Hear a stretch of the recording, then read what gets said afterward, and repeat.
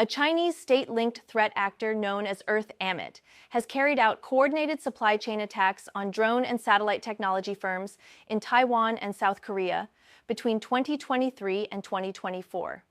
The campaigns, dubbed Venom and Tidrone, exploited trusted vendor networks to breach high-value downstream targets across military and heavy industry sectors.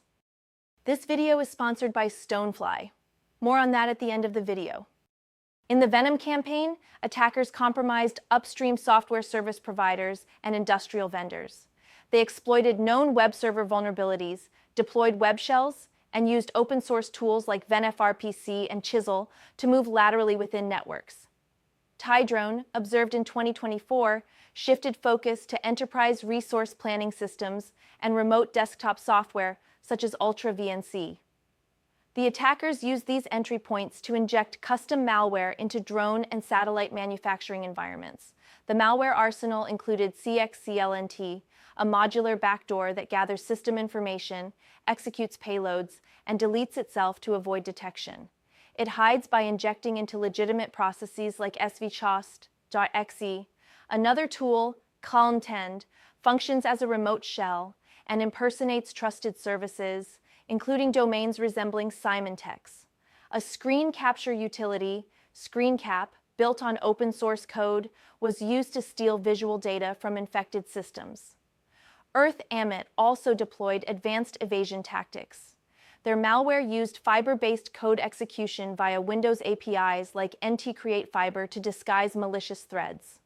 For persistence and credential theft, they dumped LSASS memory and scheduled tasks through the Windows Task Scheduler.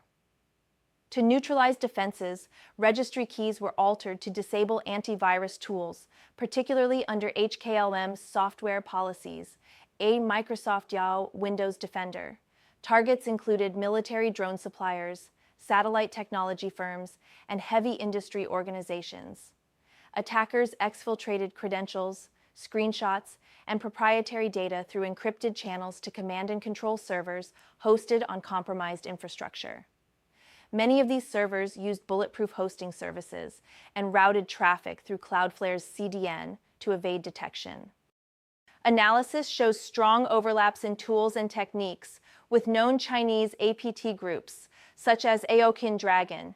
Infrastructure included spoofed domains mimicking vendors like Symantec and Microsoft, reinforcing attribution to Chinese state-aligned cyber operations.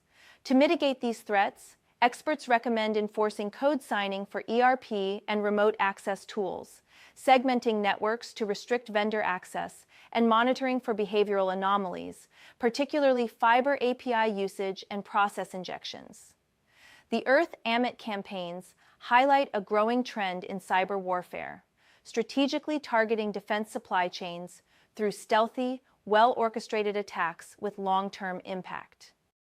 It also explicitly prohibits content-level surveillance to stay compliant with Article 21 of Japan's Constitution, which guarantees privacy and freedom of expression. Strategically, the law strengthens Japan's ability to collaborate with allies like the United States and NATO through joint cyber exercises and intelligence sharing. The goal is to elevate Japan's cyber defense capabilities to Western standards by 2027, establishing a credible deterrent against hostile state actors, particularly Chinese and North Korean APT groups. With this legislation, Japan transitions from a reactive cybersecurity posture to a proactive one, authorizing the disruption of digital threats at their source, while embedding oversight mechanisms to guard civil liberties. This suggests major lapses in antivirus scanning and digital hygiene in the company's software packaging process. Once alerted, ProColored removed all software downloads from its website on May 8th and began scanning its software for malware. Clean versions of the drivers and companion software have now been uploaded and verified as safe by independent researchers. Users are strongly advised to stop using any previous versions of the software, delete anything received via USB or from the mega.eds links, and replace them with the newly issued clean versions. A full system scan is also recommended. Because SnipVex infects executables, simply deleting the installer files may not be enough. Users should ensure their systems are completely clean to avoid further risk. This incident impacts customers worldwide, especially in maker communities and the digital textile printing space. It's a clear example of how hardware supply chain vulnerabilities, when software is distributed alongside physical devices, can introduce serious threats to end users. There's no evidence that pro-colored intentionally planted malware. All signs point to compromised internal systems and inadequate controls during software preparation and distribution. And now a word from our sponsor. Get a 98 terabytes, Veeam-ready, immutable, and air-gapped backup and disaster recovery appliance for $9,995. Contact sales at stonefly.com for details. Subscribe for more cybersecurity news, and don't forget to like this video. Until next time.